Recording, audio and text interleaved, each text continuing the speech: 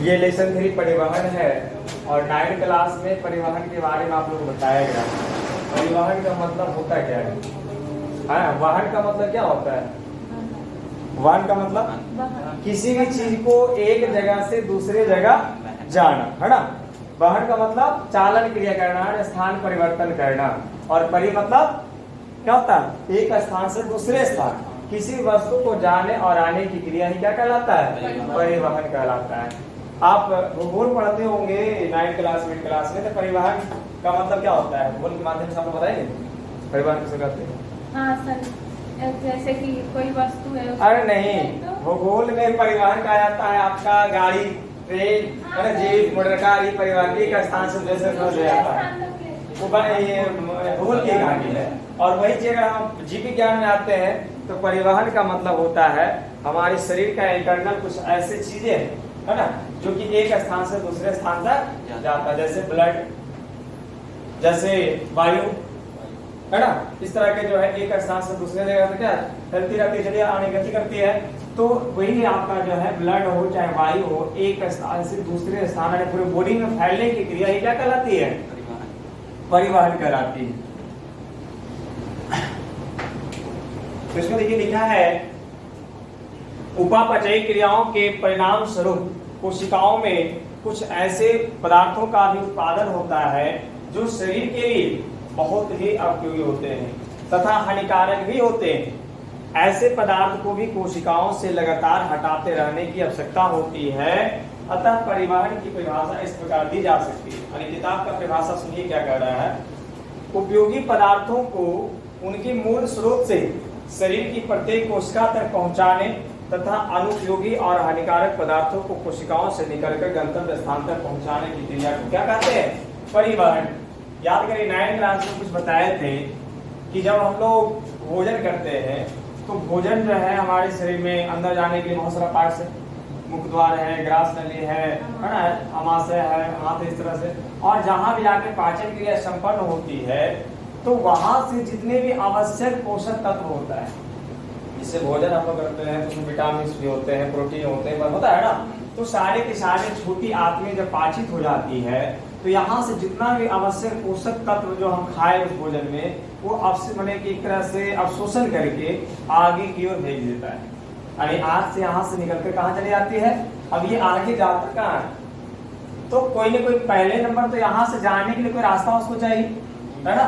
तो रास्ता से चलकर आगे कहाँ तक पहुंचती है बताया गया था। तो बताएंगे आप ये जो पोषक तत्व जो हमारे शरीर में इंटरनली तरीका से गया और ये आगे क्यों जा रहा है, तो ये जाता कहाँ है? अंतिम कौन इसका पोषक तत्व को इस्तेमाल करता है, यूज करता है हमारे शरीर के अंदर? बुला गए है कोशिका। क्योंकि कोशिका ही हमारा शरीर का क्या क्रियात्मक और संरचनात्मक इकाई कहलाता है। तो हम जितना भी भोजन खाते हैं एनर्जी फुल, वो सारे के सारे जो है पोषक तत्व अवशोषित होकर किसी माध्यम के द्वारा कहाँ तक पहुँचती है? कोशिका तक पहुँचती है। और कोशिका का काम है जितने भी एनर्जी गया, जितने भी आप पोषक तत्व मिनरल ले जाते हैं, उस सभी का इस्तेमाल करके हमारे शरीर में क्या करता है? एक प्रकार से ऊर्जा बनाता है। भोजन का मतलब भोजन नहीं, ऊर्जा का निर्माण करता है। क्या करता है? ऊर्जा का निर्माण करता है। और जब ऊर्जा का निर्माण होता है तो हम हमारे शरीर में ऊर्जा प्राप्त होती है, तो किसी भी काम को करने में, पढ़ने लिखने जो भी काम होता है ना, सारे काम को करने के लिए फिर सक्षम हो जाते हैं। इसलिए कहता है कि हमें अच्छे अच्छे भोजन करना चाहिए ताकि हमारी कोशिका संपूर्ण तरीके से अच्छे से काम करे, अच्छे अच्छे ऊर्जा दे और हमारा शरीर पूरा क्या रहे? स्फूर्ति रहे, हर एक काम को हम कर सकते हैं, है ना। तो यहाँ अब ये बात हो गया परिवहन का। तो यहाँ जैसे कि एक तरह से भोजन जा रहा है, ये भी तो परिवहन हो रहा है ना, इस तरह से आगे बढ़ रहा है। तो यहाँ से पोषक तत्वों को कोशिका तक जाने की क्रिया ही क्या कहलाती है? परिवहन कहलाती है। दूसरी बात, इसी भोजन से जब कोशिका ऊर्जा का निर्माण करती है ना, और हमारे पता है कि हृदय का जो सर्कुलेशन होता है कहाँ से स्टार्ट होता है? हृदय से ना। ब्लड का सर्कुलेशन हृदय से स्टार्ट होता है। तो हृदय से जितने भी ब्लड का सर्कुलेशन होता है, क्या हृदय में रह जाता है? नहीं ना, ये आगे चलकर शरीर के पूरे पार्ट्स में फैलता है ना। तो शरीर के पार्ट्स में जिस माध्यम के द्वारा फैलता है वह क्रिया भी क्या कहलाती है? परिवहन कहलाती है। हवा भी जा रहा है, हवा भी एक स्थान से दूसरे स्थान जाता है, वो भी क्रिया क्या कहलाती है? परिवहन कहलाता है। तो देखिए यहाँ क्या लिखा था, समझिए, कोई भी उपयोगी पदार्थ, उपयोगी मतलब जितना भी भोजन खाते हैं उसके, जैसे कि कोई मिनरल्स या कोई पोषक तत्व हो, या हमारे उपयोगी लाइक जो ऑक्सीजन हवा जाता है, उस सभी को क्या कर रहा है कि उपयोगी पदार्थों को उनके मूल स्रोतों से शरीर की प्रत्येक कोशिका तक, शरीर में तो पूरा कोशिका ही है, तो सभी कोशिकाओं तक ये क्रिया जो पहुंचाया जाता है, तो उसमें कुछ उपयोगी पदार्थ भी होता है, कुछ हानिकारक पदार्थ भी होता है। जैसे यहाँ पे कोशिका के पास आया तो जितना भी पोषक तत्व गया होगा उसे क्या बना लिया, ऊर्जा बना। तो जितना गया होगा क्या टोटल का यूज कर लेता होगा, कुछ न कुछ तो बचता है ना। तो यहाँ से जितने भी मिनरल्स है यूज करके ऊर्जा बनाया, कुछ अवशिष्ट बचता है।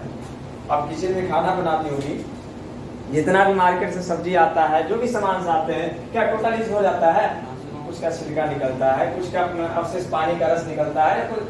तो वो जो अवशिष्ट आप है बाहर फेंकते भी तो है ना, नाला के द्वारा जैसे भी है, तो कोशिका में भी ये क्रिया होती है।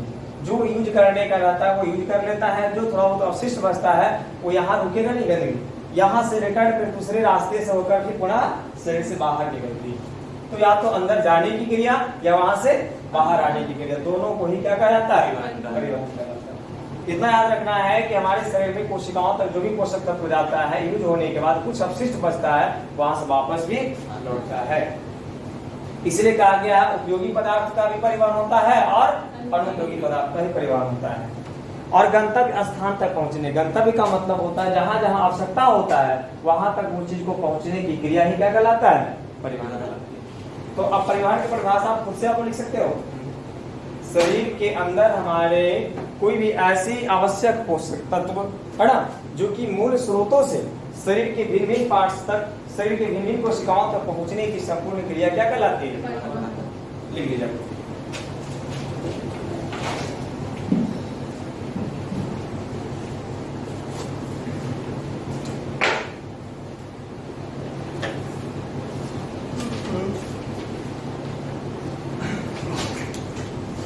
परिवहन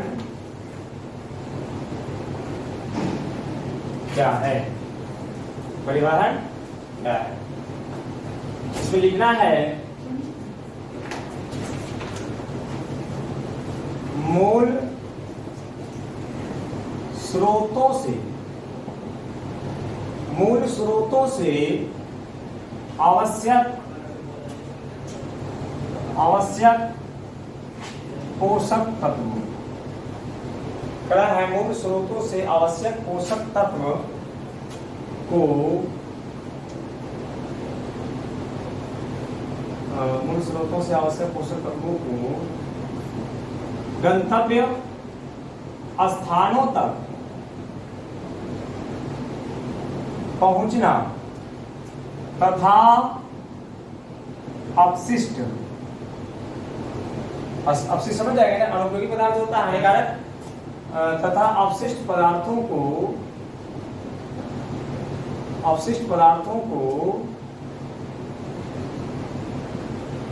शरीर से बाहर निकलने की क्रिया, परिवहन कहलाती है, परिवहन कहलाती है।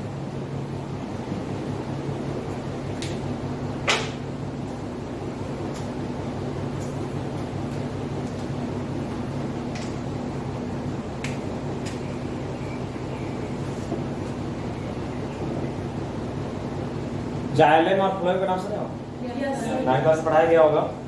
जाइलम फ्लोएम क्या है? यानी क्या है वो? है क्या? जाइलम या हो या फ्लोएम, दोनों ही एक प्रकार का उत्तक है, कोशिकाओं का समूह जो कि पेड़ पौधा में पाया जाता है। पेड़ पौधा में मात्र दो ही आपका परिवहन तंत्र होता है, एक जाइलम और एक फ्लोएम। मानव में ढेर सारा है ना, बहुत सारे क्रिया के लिए बहुत सारा तंत्र पाया जाता है, लेकिन सिर्फ पौधा में दो प्रकार के परिवहन तंत्र होता है, एक जाइलम और एक फ्लोएम। जाइलम का काम है पोषक तत्व और जल को एक स्थान से दूसरे स्थान तक, सॉरी पोषक तत्व नहीं, खनिज लवण है ना, और लिक्विड पदार्थ जल जो है वो दूसरे स्थान तक पहुंचाता है। और फ्लोइंग का काम क्या है, जो भोजन पत्ती बनाती है ना, पत्ती जो भोजन बना दिया उसको हर एक स्थान तक पहुंचाने की क्रिया जो आपका फ्लोइंग करता है। तो भोजन पहुंचाने वाला काम कौन करता है, फ्लोएम, और जल और खनिज लवण को कौन पहुंचाता है? जल पहुंचाता है। तो भी परिवहन तंत्र हो गया।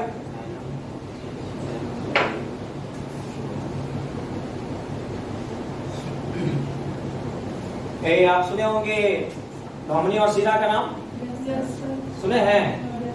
धमनी शिरा क्या है? मानव शरीर का ये परिवहन तंत्र है। ये शुद्ध ब्लड को, है ना, शुद्ध जो ब्लड होती है, रक्त होता है, उसको सभी स्थानों तक क्या करता है? और शिरा क्या करता है? वहां से जो गंदे खून होता है उसको वापस लाता है ना। तो एक लाने की क्रिया करता है और एक पहुंचाने की क्रिया करता है। लेकिन लाने का हो चाहे पहुंचाने वाली क्रिया है, आवश्यक पोषक तत्व को या तो गंतव्य स्थान तक पहुंचना होता है या वहां से अपशिष्ट पदार्थ को बाहर लौटना होता है ना। दोनों ही क्रिया क्या कहलाती है? परिवहन कहलाती है। तो पूछ दिया कि परिवहन तंत्र पेड़ पौधा में क्या होता है? तो पेड़ पौधा में मात्र दो ही प्रकार का परिवहन तंत्र होता है जो जल और पोषक तत्वों को परिवहन करता है। तो एक का काम है जल परिवहन करना, दूसरे काम है पोषक तत्वों को परिवहन करना। देखिए इसमें लिखा है इसके बाद, जीवों के शरीर में इस कार्य के लिए विकसित तंत्र को परिवहन तंत्र कहते हैं। मानव शरीर में जिन जिन क्रियाओं के द्वारा ये सारी क्रिया संपन्न होती है, जौन जौन अंग के द्वारा, उस अंग को क्या कहा जा सकता है? परिवहन तंत्र कहा जाता है। परिवहन तंत्र। तो उसमें और आगे नाम बताया जाए कौन कौन सा है। पहले पेड़ पौधा के बारे में बताया जा रहा है कि पौधों में पदार्थों का परिवहन किन किन अंगों द्वारा होता है, कैसे होती है। एक कोशिकीय पौधों जैसे क्लेमाइडोमोनास, यूग्लिना एवं सरल बहुकोशिकीय शैवाल में पदार्थों का परिवहन विसरण द्वारा होता है। अब आप लोग बताइए कि जिसका शरीर एक सरसों का दाना में हजारों की संख्या में बिछा बना रहता है। एक सरसों का दाना देखे हो ना, तो एक सरसों के बराबर एक कोशिका नहीं होता है। एक सरसों के दाना में हजारों कोशिका के समूह में बना हुआ होता है। अब सोचो उसका आकृति कितना बड़ा होगा। एक सरसों का दाना हजारों कोशिका लिपटा रहता है। अब आंकड़ा लगाओ कितना छोटा होगा है? तो एक कोशिका से जो शरीर का निर्माण होता है, उसके अंदर बताइए कि हर एक क्रिया करने के लिए अलग अलग पार्ट्स होगा। खाने के लिए अलग पार्ट्स होगा, है ना, श्वसन क्रिया के लिए अलग होगा, तो उत्सर्जन के लिए अलग होगा। ऐसा संभव नहीं, क्योंकि इतना छोटा ही है। जिससे हम लोग मानव है, चाहे बड़े जाति का जो भी जीव है, हर एक काम को शरीर को करने के लिए अलग अलग पार्ट्स बना दिया गया है। बोलने के लिए मुंह है, देखने के लिए आंख है, हर तरह के सुनने के लिए कान। लेकिन वो छोटा जो जीव होगा उसमें हर तरह के पार्ट संभव है, उतने बार छोटा शरीर में नहीं हो सकता है। इसमें देखिए लिखा है कि एक कोशिकीय पादप प्राणी में जैसे नाम बताया गया है क्लेमाइडोमोनास, ये शायद 9th क्लास में भी नाम सुना है, क्लेमाइडोमोनास, यूग्लिना और एक शैवाल। शैवाल तो सुने होंगे, है ना। तो शैवाल भी हो, चाहे यूग्लिना हो, चाहे क्लेमाइडोमोनास हो, तीनों का तीनों जो है एक कोशिकीय पादप प्राणी, अन्य पेड़ पौधा का ही एक प्राणी। हम देखे नहीं है, हम सिर्फ शैवाल को देखे हैं। यूग्लिना और क्लेमाइडोमोनास जो है समुद्री घास एक तरह से होता है, घास की तरह होती है, हरे। जिसे आप फफूंदी देखे हो, जब चावल को खराब हो जाता है, हरा जम जाता है ना, उस टाइप का। क्या कवक तो जीव है ना। कवक जैसे हम लोग जीव है ना, जंतु में आता है। और जो आप शैवाल है वो पेड़ पौधा के प्राणी क्षेत्र में आता है। शैवाल हो गया पौधा, पेड़ पौधा का प्रजाति, और जो कवक बोल रहे हैं वो जीव जंतु का प्रजाति, उसी टाइप का भी होता है ना। कवक अलग होता है, शैवाल अलग होता है। तो आगे फिर लिखा है, इन सब छोटे छोटे प्राणी यानी पादप प्राणी में जो परिवहन तंत्र की क्रिया होती है विसरण के द्वारा होता है। कौन सा क्रिया के द्वारा? और बड़े बड़े जीवों में वो क्रिया परिवहन तंत्र के द्वारा होता है। और छोटे छोटे जो कोशिकीय प्राणी उसमें क्या होता है? परिवहन जो होता है विसरण क्रिया के द्वारा होती है। विसरण क्या होता है आपको पता है? विसरण और प्रासरण 9th क्लास का बायोलॉजी का फर्स्ट लेसन। तो कह रहा है विसरण के द्वारा। विसरण का मतलब होता है ना कि गैस के रूप में निकल जाना। जैसे किसी भी चीज को अगर एक स्थान से दूसरे स्थान पर जाना है या आना है तो डायरेक्ट इससे पानी के रूप में नहीं आएगा, डायरेक्ट ठोस के रूप में नहीं आएगा, वो हवा बनकर बाहर निकल जाता है, हवा बनकर अंदर चला आता है। जैसे कि हम एग्जाम्पल देते हैं, घड़ा देखिए मैडम, घड़ा में गर्मी के दिन में लोग अक्सर पानी रखते हैं, इसलिए कि उसमें पानी ठंडा रहता है। तो अब आप बताइए कि पानी जो रखता है, तो आप लोग केयर कीजिएगा, पानी घड़ा में रखने के बाद देखिएगा 1 घंटे 2 घंटे बाद तो घड़ा का जो बाहरी सतह होगा धीरे धीरे भीग जाता है। Yes, sir. भीग जाता है ना। अब बताइए वो क्यों भीगा, किस कारण से भीगा? तो जो घड़ा का जो मिट्टी का जो सतह होता है ना, मिट्टी का ना बना होता है, तो मिट्टी का सतह जो होता है कितनों महीन रहेगा, उसमें भी बात रंध्र होते हैं, छोटी छोटी रंध्र होती है, जैसे स्किन पे होता है ना पसीना निकलता है, उसी प्रकार से घड़ा के सतह पर बात रंध्र होती है। और वो रंध्रों के द्वारा धीरे धीरे रीस इतना महीन छिद्र है कि घंटों 2 घंटा लग जाता है रीस कर वो पानी धीरे धीरे करके सतह से बाहर चला आता है। और बाहर की हवा भी रीस कर घड़ा के अंदर जाता है, यानी हवा अंदर जाता है और जल कहाँ आती है? तो ये दोनों जो आदान प्रदान हो रही है ना, तो जितना भी हवा अंदर जाएगा वो पानी को क्या करेगा? ठंडा रखेगा। वही हम प्लास्टिक के बर्तन में रखते हैं, स्टील के बर्तन में रखते हैं, उसमें कोई बात रंध्र ना, अंदर के हवा बाहर के हवा अंदर आता है ना पानी बाहर आता है, इसलिए उसमें जल्दी गर्म हो जाता है ना। और घड़ा में जो है जल्दी गर्म नहीं होता है, लगातार आपको ठंडा मिलेगा। तो आपको जो बाहर निकला जल और हवा घड़ा के अंदर चला गया, तो यहाँ पे कौन सा क्रिया हो रहा है? विसरण की क्रिया हो रहा है। क्योंकि डायरेक्ट से पानी डायरेक्ट से नहीं जाएगा ना, या हवा को कहेंगे जाने के लिए साइड में भेजेंगे, मैंने कि कोई क्या होता है पाइप के द्वारा हवा भरते हैं साइकिल में, उस तरह से अगर हम सोचेंगे भरने के जाएगा नहीं ना, वो धीरे धीरे रीस कर जो जाता है वो विसरण का क्रिया के कारण होती है। कौन सा क्रिया होती है? तो डायरेक्ट कोई भी चीज को नहीं जाकर वो वायु बनकर या किसी अन्य माध्यम स्रोत बनकर वो जब प्रवेश करता है या बाहर निकलता है ना, उस तरह की क्रिया होती है, उसको क्या कहा जाता है? विसरण कहा जाता है। आप किसमिस देखे हो? किसमिस को आप देखिएगा, सब लोग देखे होंगे, इसका सतह को थोड़ा सा ऐसे हिला के देखिएगा, बहुत चिकना रहता है, प्लास्टिक जैसे चमकता रहता है ना, देखने में ऐसा लगेगा, सोचिएगा उसमें कुछ भी गिराएगा तो अंदर जा ही नहीं सकता है, तो पैक रहता है चारों तरफ से। लेकिन किशमिश को पानी में या दूध में 1 घंटा 2 घंटा डाल दीजिए, खुल जाता है। अब बताइए कैसे खुल गया, जबकि उसमें जाने का रास्ता ही नहीं, कैसे खुला? वहां भी विसरण की क्रिया हो रही है। 10th क्लास के बायोलॉजी में प्रैक्टिकल में क्वेश्चन आता है, ठीक है, तो वहां भी क्या हो गया, जाने का रास्ता नहीं था, लेकिन वो बांस बनकर बहुत धीरे धीरे प्रवेश करता है।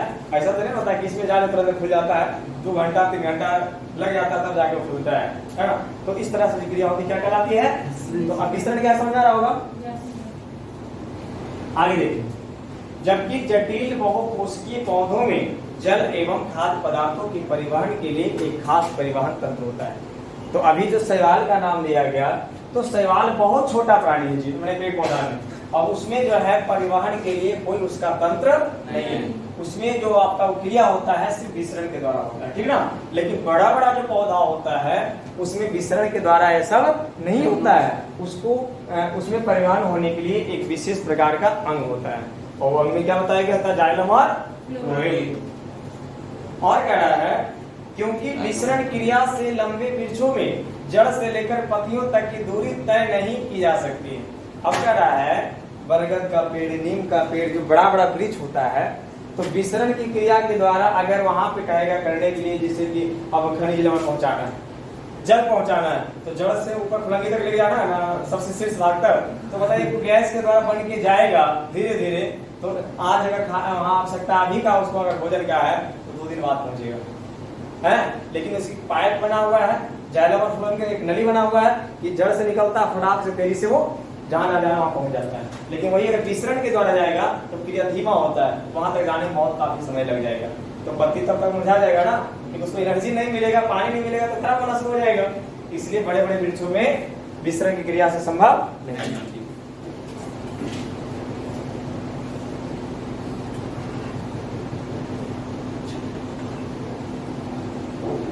इस तंत्र में संवहन तक लंबी लंबी नलिकाओं के रूप में होती है। बताया था नली कि जड़ से लेकर शीर्ष भाग का जो पौधा होता है वहां तक वो फैला हुआ होता है, लंबी लंबी नली होती है, जैसे मानव में भी। अब जहां भी काटिएगा वहां से ब्लड निकलता है ना, वो ब्लड का जो नली है पूरे शरीर में फैला हुआ है। जहां भी काटिएगा नस को ही धमनी कहते हैं, सिरा कहते हैं। जो नस होता है धमनी और सिरा होता है, 2 प्रकार का नस होता है। तो इस तंत्र में संवहन तक लंबी लंबी नलिकाओं के रूप में होते हैं, जो जाइलम और फ्लोएम कहलाते हैं।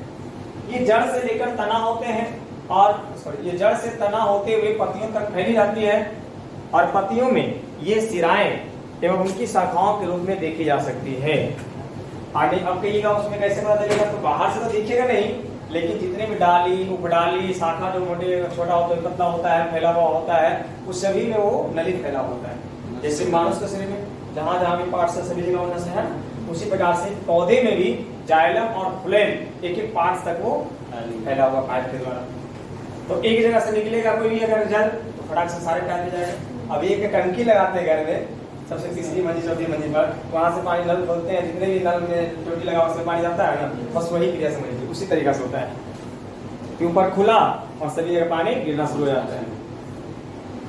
आप ये भी नहीं देखते होंगे कि जब टंकी वाला पानी चालू होता है तो फर्स्ट फ्लोर वाला पानी पहले आता है, सेकंड वाला बाद में आता है, थर्ड वाला, ऐसा तो नहीं होता है ना, सब में एक साथ गिरता है। हाँ, तो बस ऐसा ही क्रिया इसमें होती है। पत्तियों में ये सिराएं उनकी शाखाओं के रूप में देखी जा सकती है।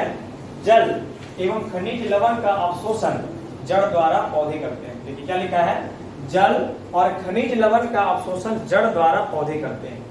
जब भी हम डालते हैं पौधों में पानी, तो कहाँ पत्ती के ऊपर डालते हैं या जमीन में डालते हैं? जमीन में ना, जमीन में इसलिए डालते हैं कि जड़ क्या करेगा, अवशोषित करेगा, और अवशोषित करके सभी जगह वो पहुंच जाएगा। तो जड़ जो है नीचे अवशोषित करता है, तो जड़ जो आपका नीचे देखिएगा, जड़ के नीचे इस तरह से रोआ रोआ रहता है, देखिए मही रोआ रहता है, इसको कहा जाता है मूल रोम। क्या कहा जाता है? 9 क्लास में सुने होंगे। तो मूल रोम के द्वारा जो जल है ना, वो सब अवशोषित हो जाता है। खनिज लवण हो या जल हो, जो खाद डालते हैं है ना, वो क्या होता है, खनिज लवण होता है। तो वो सब सारी चीजें जड़ के मूल रोम के द्वारा अवशोषित होकर मोटे वाले जड़ में पहुंच जाते हैं, है ना। अब वो मोटे वाले जड़ में जैसी प्रवेश करता है तो वहां से जाइलम शुरू हो जाता है। क्या हो जाता है शुरू? जाइलम। तो जैसे जाइलम वाला पाइप में एंट्री करता है तो इतना तेजी से गति करता है कि बाकी सारे पौधे के पार्ट्स को पहुंचाता है। ठीक है, फ्लोएम रहता है, वो पाया जाता है पत्ती में, क्योंकि भोजन कहाँ बनती है? पत्ती में। तो वो इंतजार करता है कि कखने भोजन बने कि हम बाकी जगह में लेके जाएंगे। तो भोजन जैसे ही पत्ती में तैयार होता है तो पत्तियों से सभी जगह फैला होता है जड़ तक, है ना। पत्ती से निकला जहां जहां डाली हो, शाखा हो, जड़ हो, सभी जगह वो फैला हुआ रहता है। तो इसमें क्या होता है कि ऊपर से नीचे भी आता है, और यहाँ सॉरी, अगर यहाँ पत्ता है मान लिया, ठीक ना, पत्ता तो यहाँ है, तो यहाँ से पत्ता ऊपर भी रह सकता है, पत्ता तो नीचे भी रह सकता है, या डाली नीचे भी है, डाली ऊपर भी है। तो इसका काम है यहाँ से निकलने के बाद ऊपर की तरफ भी गति करता है और नीचे की तरफ करता है। लेकिन जाइलम का काम सिर्फ है, जड़ तो नीचे होता है, ये नीचे से हमेशा सिर्फ ऊपर जाता है, और ये क्या करता है, ऊपर भी आता है और नीचे भी आता है। तो ये पत्ती में पाया जाता है, पत्तियों से शुरू होती है, और ये जड़ से शुरू होता है। क्लियर? हाँ, जड़ से जड़ होता है ना, जाइलम जड़ से, और जाइलम से जड़ होता है, जड़ से जल, तो पानी पहुंचाता है जाइलम जड़ के द्वारा, और फ्लोएम फल से फल मैंने भोजन, तो वो आपका फ्लोएम फूड हो गया। हाँ बिल्कुल राइट। नाम भी उसी तरीके से रखा गया है।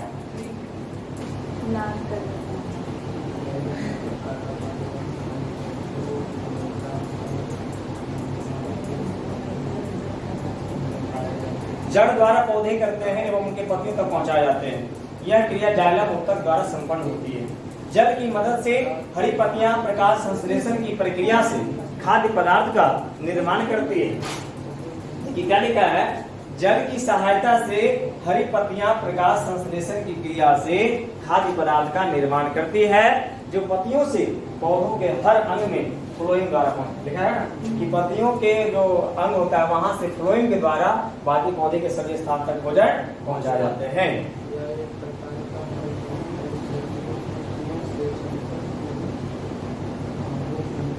चूंकि जाइलम और फ्लोएम से जल एवं खाद्य पदार्थ का स्थानांतरण पौधों में एक अंग से दूसरे अंग तक होता है, इसे ही संवहन कहते हैं या संवहन क्रिया कहते हैं।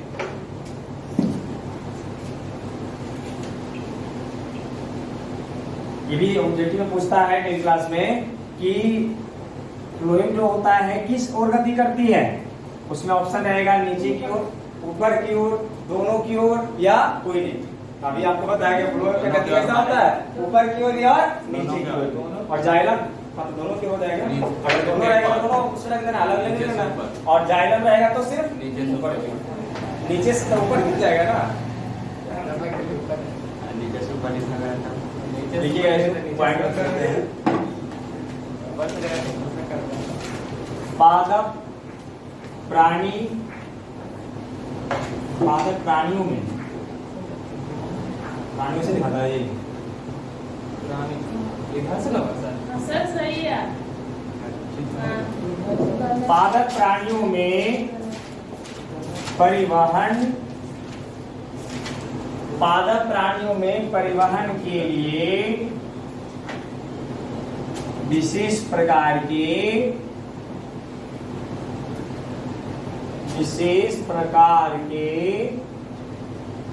परिवहन तंत्र होते हैं, इसलिए कहा जाता है ना कि नीचे के क्लास में अगर पढ़ा होता है तो आगे वाला क्लास में थोड़ी बहुत मदद मिलती है और थोड़ा हौसला बढ़ जाता है। अब जाके हम लोग के नाम ले रहे हैं तो 9 क्लास पहले किया है, ये भोजन ले याद जब यार वही चीज है, बस थोड़ा सा है ना विशेष खर्चा करना इसमें ज्यादा होता है। महीना उसके बाद 3 महीना बैठ गया तो क्या याद रहेगा? बैठने तो नहीं। अच्छा, लॉकडाउन में क्या बोला था, घर में लोग रहिएगा, ये तो गलत आपकी है ना।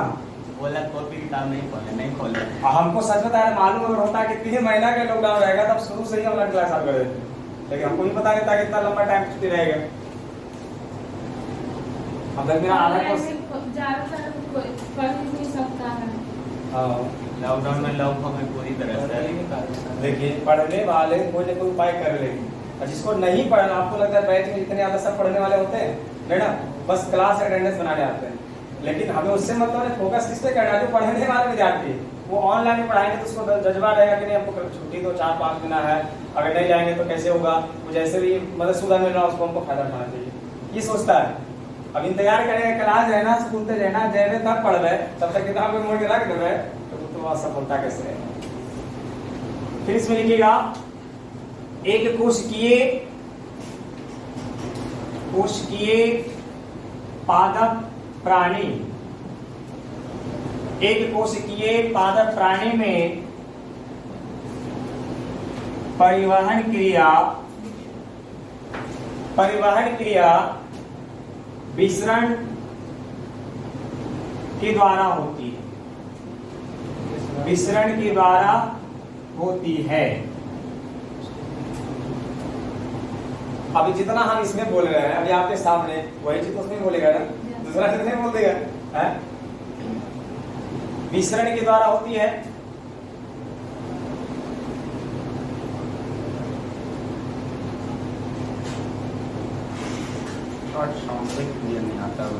एक कोशिकीय पादप प्राणी लिखिए, और अगर थोड़ा सा जगह होगा ना, एक कोशिकीय पादप प्राणी, यहाँ थोड़ा सा जगह होगा, इसमें एक ही वो कम से कम नाम दे दीजिएगा, शैवाल, समझने के लिए कि हाँ शैवाल टाइप का होता है, ग्लिना होता है, ग्लाडोमस होता है। पादप प्राणी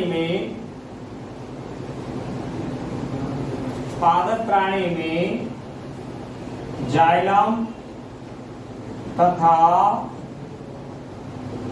फ्लोएम, पादप प्राणी में जाइलम तथा फ्लोएम दो प्रकार के परिवहन तंत्र होते हैं,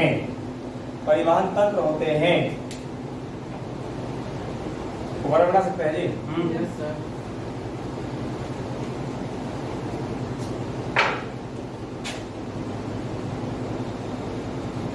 इसमें से कौन बताएंगे प्रकाश संश्लेषण क्रिया के बारे में, बताइए। बत्तियों में हरा वर्णक क्लोरोफिल पाया जाता है, जिसके कारण सूर्य का प्रकाश से अभिक्रिया करके ग्लूकोज, तो क्लोरोफिल वर्णक पाया जाता है, तो ठीक है, और प्रकाश की उपस्थिति में और कुछ मिलाता होगा ना, इसमें जल होता है, खनिज लवण होता है ना, सूर्य का प्रकाश होता है, इन सब की उपस्थिति। CO2 वही कार्बन डाइऑक्साइड हो गया। हाँ बैठिए, उसको सही में आप लिख लीजिए, पढ़ने का तो 8 में भी है, 7 में भी है, 9 में भी है, एक बार फिर से रिपीट कर देते हैं तो आप माइंड हो जाएगा। हाँ सही है। तो इसमें लिख लीजिएगा प्रकाश, जो चीज अगर आता है और पहले क्लास में पढ़ चुके हैं उसको और रिपीट करने में और ज्यादा अच्छा लगता है, इसलिए कि लगता है हम तो जान के करते हैं, है ना, नहीं भी याद करिएगा थोड़ा सा बार लिख देंगे तो लगेगा हाँ थोड़ा सा मिस्टेक थोड़ा सा क्लियर हो जाता है। प्रकाश संश्लेषण इसमें लिख देंगे, सूर्य की प्रकाश की उपस्थिति में सूर्य की प्रकाश की उपस्थिति में पादप प्राणी, सूर्य की प्रकाश की उपस्थिति में पादप प्राणी सर ये 5 नंबर का एक्स बना है। हाँ हाँ क्लोरोफिल, CO2 तथा जल H2।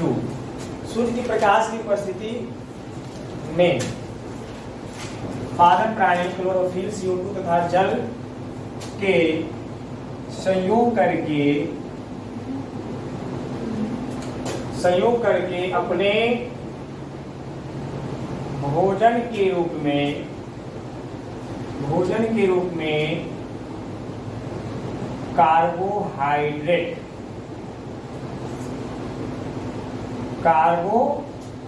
ब्रैकेट में कर दीजिएगा ग्लूकोज, भोजन के रूप में कार्बोहाइड्रेट का निर्माण करते हैं।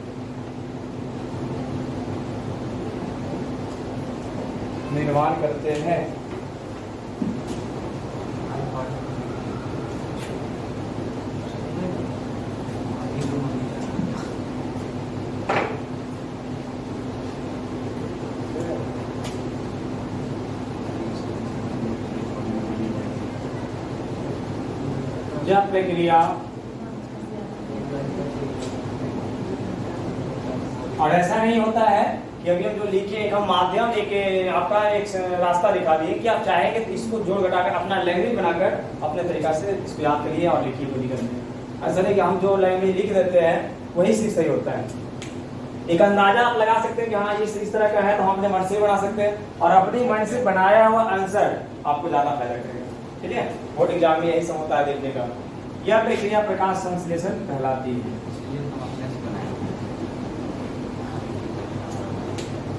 हमारे क्लास में मंजीत कुमार का लड़का था नाम का, है ना? जितना भी हम आंसर लिखते थे, मेरा आंसर एक भी फोटो कॉपी नहीं करता था। टोटल आंसर को मैंने कुछ न कुछ बदल करके अपना लैंग्वेज में लिख लेता था। अरे मंजीत कुमार, हाँ, जो इस बार टॉप किया है। 416 अविनाश का क्या है? अविनाश का क्या है? अविनाश का कितना है? 400 का टारगेट 3 बच्चा को दिए थे तो वो क्रॉस कर गया था। वो निशा सारी नहीं पा गया। अधिकतर पार्ट सिक्स मतलब तुमने पा रहे जो नए पार्ट का लिखता है वही टॉप कर रहा है। ऐसा सही होता है, ऐसा ही होता है। कोई गलती से गलत नहीं हो गया, सब पता चल गया। कॉपी चेक करे ऐसे तो कॉपी चेक में यहाँ से तो याद होके जाता हो जाता है। ये ना होता। मेहनत का फल तो मिल ही जाता है। यहाँ ये भी पॉइंट लीजिएगा। जाइलम, हम लोग को टॉप कर दिखाते नहीं पड़ता है। जाइलम तथा कसम से टॉप नहीं। फ्लोएम, जाइलम तथा फ्लोएम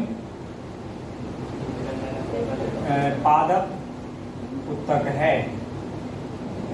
तो पूछेगा जाइलम और फ्लोएम क्या है, तो ये पेड़ पौधा का एक प्रकार का उत्तक है। उत्तक कहते किसको है, फिर से रिमाइंड कराना पड़ेगा, याद है क्या है? बोलिए। कोशिकाओं के समूह को उत्तक हाँ, उसको भी समूह को अंग और आंधे के समूह को अंग कहते हैं।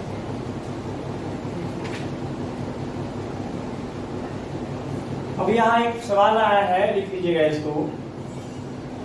जाइलम तथा फ्लोएम में अंतर स्पष्ट करें। इंपॉर्टेंट क्वेश्चन है, अंतर स्पष्ट करें। 9th क्लास में बताया लगता है। जाइलम तथा फ्लोएम में अंतर स्पष्ट करें।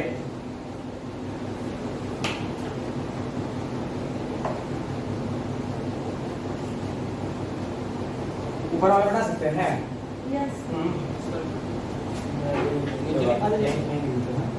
एक तरफ कर दीजिएगा जाइलम और एक तरफ कर दीजिएगा फ्लोएम। जाइलम और फ्लोएम।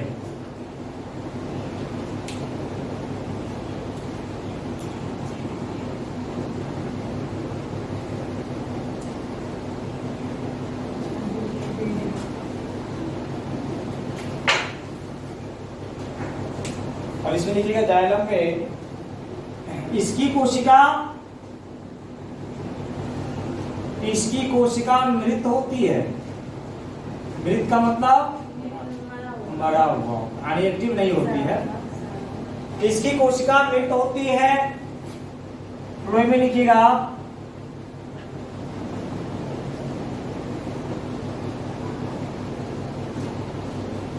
कोशिका जीवित होती है।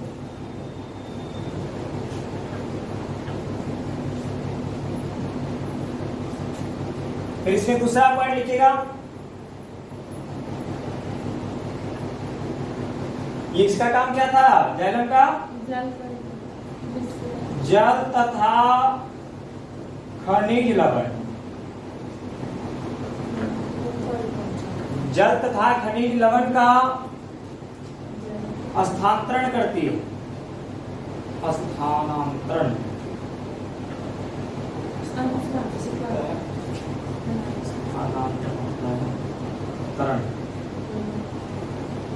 जल तथा खनिज लवण का स्थानांतरण करता है। इसमें क्या लिखिएगा? पोषक तत्व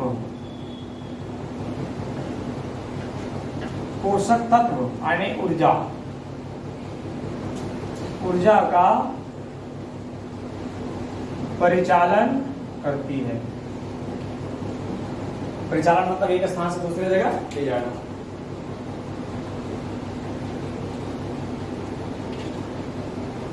और तीसरा जो अंतर बताया है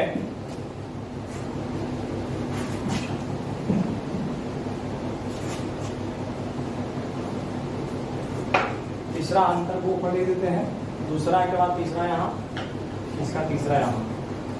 जाइलम में क्या बताया गया था कि जाइलम जल तथा खनिज लवण जाइलम जल तथा खनिज लवण को हमेशा ऊपर की ओर था। हमेशा ऊपर की ओर। जाइलम जल तथा खनिज लवण को हमेशा ऊपर की ओर ले जाता है। इसका काम क्या था? ऊपर और नीचे दोनों। फ्लोएम पोषक तत्वों यानी ऊर्जा यानी भोजन को, है ना। फ्लोएम पोषक तत्वों को ऊपर तथा नीचे दोनों ओर ले जाता है या स्थानांतरित करता है, जो लिख सकते हैं उसको।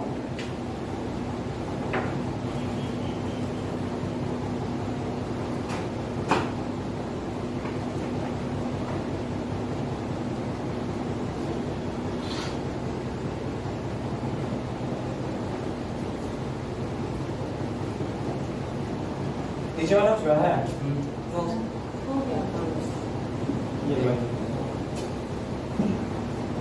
ये भी आपका पढ़ा हुआ सवाल है जो आगे बताया जा रहा है। इसका क्वेश्चन कर रहा है बाष्पोत्सर्जन, है ना पढ़ा हुआ जी?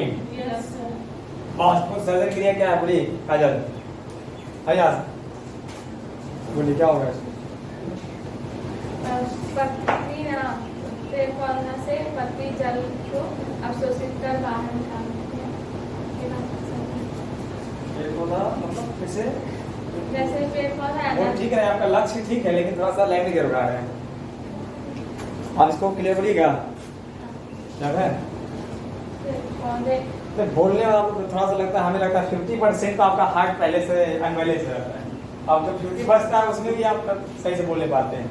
डरना बिल्कुल नहीं है, ठीक है। जो भी आता कॉन्फिडेंस के साथ बोलिएगा। पेड़ पौधे ना बात रंध्रों के द्वारा पत्तियों से जल निकालकर सूर्य के प्रकाश से बाहर निकालता है। बाहर निकालता है। किसको बाहर निकालता है? जल को। जल कौन सा जल को? कौन सा जल? हाँ जो पेड़ पौधा हाँ जगह निकालता है। बैठ जाइए। बोले ठीक है, थोड़ा सा मिस्टेक हो रहा है। पेड़ पौधा का काम क्या है? जड़ के द्वारा जल को अवशोषित करता है, नीचे से करता है ना, तो जड़ के द्वारा ऊपर तक ले जाता है, पत्ती तक ले जाता है, क्योंकि भोजन कहाँ बन रहा है? पत्ती में। तो जड़ के द्वारा कहाँ जाती है? पत्ती में, और पत्ती में जल गया वहां मिला करके उसको भोजन बनाता है। तो अभी जस्ट बताए कि मानव के अंदर एक कोशिका होती है। मानव के अंदर कोशिका होती है। कोशिका क्या करती है? कोशिका क्या करती है? जो भी पोषक तत्व हम खाते हैं उसको मिला करके ऊर्जा बनाती है ना, भोजन बनाती है। अब वो ऊर्जा जब बना करके हमारे शरीर में पूरा फैलाता है तो हमें ताजगी आती है, एनर्जी आती है। उसी प्रकार से और ये बताया गया कि जब वो कोशिका भोजन बनाता है तो जितना भी चीज जाता है टोटल का वो इस्तेमाल कुछ न कुछ अवशिष्ट बच जाता है। जल भी बचता है, कुछ ठोस पदार्थ भी बचता है। तो वही सेम क्रिया पादप प्राणी में होती है। तो यहाँ जड़ के द्वारा जितना भी जल पत्ती में जाता है वहां भोजन बनता है। पेड़ पौधा के भोजन कहाँ बनाया जाता है? पत्ती। तो वहां जब भोजन बना तो सभी के सभी जल यूज हो जाएगा नहीं ना, कुछ जल जो है बच जाता है, और बचने के बाद वो गंदा जल होता है। क्या गंदा जल पत्ती रखेगा तो पत्ती खराब हो जाएगा ना, तो वहां से वो बाहर निकालने की कोशिश करता है। तो बाहर निकालने के लिए पानी को वहां कोई उसका रास्ता नहीं, कोई नाला वाला बनाया नहीं गया है। वो सीधे सीधे क्या करता है, जब धूप उगता है ना, तो धूप का जो हीट पड़ता है तो पत्तियों में महीन महीन छोटे छोटे क्या होता है? बातरंध होता है। तो अवशिष्ट जल जो गंदा जल बच गया ना, वो बाष्प बनकर पत्ती से बाहर निकलती है। उसे कहा गया है बाष्पो। पत्तियों को अवशिष्ट जलों को बाष्प बनकर बाहर निकलने की क्रिया क्या कहलाती है? सिंपल जवाब। पेड़ पौधों की पत्तियों में अवशिष्ट जल जो बच जाता है वह धीरे धीरे बाष्प बनकर बाहर निकलती है। यह प्रक्रिया क्या कहलाती है? तो यह प्रक्रिया पत्तियों के द्वारा भी होती है और किसके द्वारा होता है? पेड़ पौधा बताइए। पत्ती के अलावे तना और शाखा से भी होती है।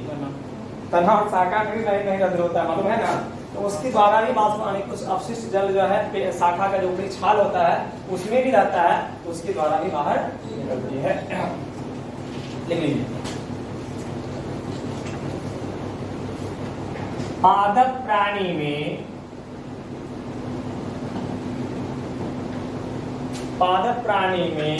पत्तियों के द्वारा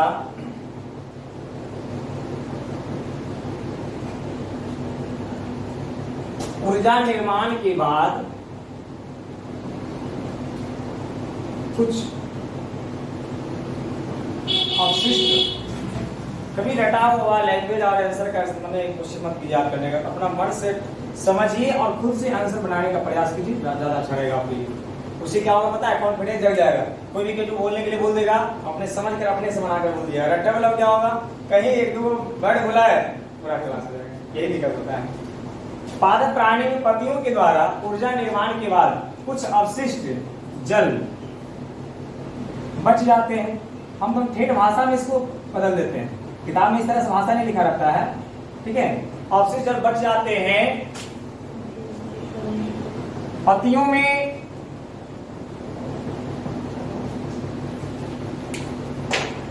पत्तियों में छोटे छोटे बातरंध्र होते हैं। क्या होते हैं?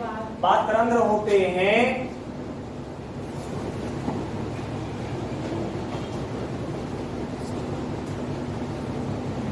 अवशिष्ट जल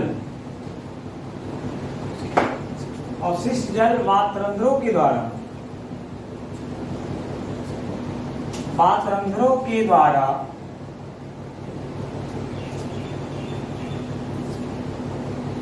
बाष्प बनकर बाहर निकलते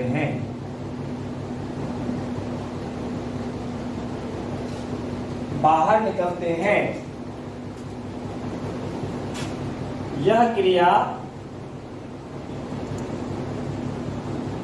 बाष्पोत्सर्जन कहलाती है। पादप प्राणी में पत्तियों के द्वारा ऊर्जा निर्माण के बाद कुछ अवशिष्ट जल बच जाते हैं। पत्तियों में छोटे छोटे बातरंध्र पाए जाते हैं, होते हैं, अपशिष्ट जल वातरंध्रों के द्वारा वाष्प बनकर बाहर निकलता है। यह क्रिया क्या कहलाती है? सुन गए? निकलते हैं उसके बाद बनकर बाहर निकलते हैं, मैं छूट गया, सोचे तो यहाँ लिखेंगे लेकिन नहीं लिख पाया वहाँ। निकलते हैं, यह क्रिया वाष्पोत्सर्जन कहलाती है। नीचे वाला बना दीजिए।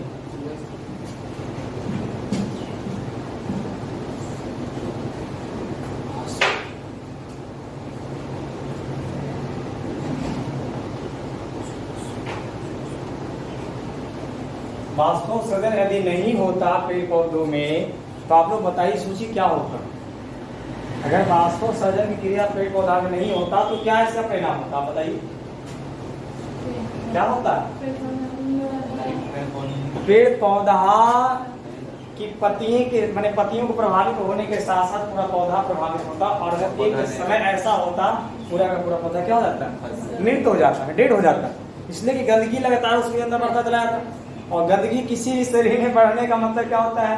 बीमारी बढ़ना। बीमारी ज्यादा बढ़ता है तो क्या होता है? शरीर मृत हो जाता है। तो मनुष्य में भी ऐसा होता है। अब सोचो यदि पसीना बाहर निकलने की क्रिया नहीं होती तो सेम टाइप वही होता है। तो पेड़ पौधा में वाष्पोत्सर्जन पत्ती के द्वारा होता है, पत्तियों के वातरंध्र के द्वारा होता है और वही क्रिया मनुष्य में त्वचा के वातरंध्रों के द्वारा होता है। हाँ क्या बोलिए? क्या सर हम लोग CO2 छोड़ते हैं, बोल रही है। हाँ बोलिए। हम लोग CO2 छोड़ते हैं ना तो सर पत्ती कैसे ग्रहण करता है? पत्ती ग्रहण करता है। जैसे हम लोग वायुमंडल से बहुत प्रकार के हम लोग शरीर वातावरण से बहुत प्रकार के गैस को ले आते हैं, ठीक है ना, लेकिन आवश्यकता से हमारे शरीर को क्या है? ऑक्सीजन का। तो ऑक्सीजन को ग्रहण कर लेता है और वहां से बाकी अपशिष्ट गैस जो बचा हुआ होता है वो बाहर निकलता है। लेकिन वहां से निकलने के समय में कहा जाता है ऐसा कि वहां से लगभग ज्यादा से ज्यादा मात्रा उसमें कार्बन डाइऑक्साइड होता है। बाकी छोटे छोटे जो गैस उसमें थोड़ा बहुत होता है उसको नहीं लिया गया है ना। तो इसलिए कहा गया सीधा ऑक्सीजन अंदर जाता है और कार्बन डाइऑक्साइड बाहर जाता है। और जो कार्बन डाइऑक्साइड बाहर आता है वही गैस को पेड़ पौधा क्या करता है? ग्रहण करता है और वो पुनः ऑक्सीजन को वहां से छोड़ता है। तो अब वो जो कार्बन डाइऑक्साइड को ग्रहण किया तो कहाँ से ग्रहण करता है? ये पूछ रहे थे ना। तो वो आपका पादप प्राणी जो है किसी भी पार्ट से जो वातरंध्रों के द्वारा ही ग्रहण करता है। आपको ग्रहण करने के लिए नाक बनाया गया है, लेकिन पेड़ पौधा में ग्रहण करने के लिए कोई नाक वो जड़ के द्वारा ग्रहण कर लेता है। ये छाल की जो वातरंध्र होता है उसके द्वारा ग्रहण कर लेता है। उसका पत्ता के द्वारा भी होता है क्या? हाँ, पत्तियों के वातरंध्र के द्वारा भी होता है। और आपका शरीर में मात्र एक ही अंश होता है। कभी कभी इमरजेंसी काल में आप मुंह से भी श्वसन क्रिया कर लेते हैं, है ना, लेकिन ऐसे नोज बनाया गया है इसके लिए।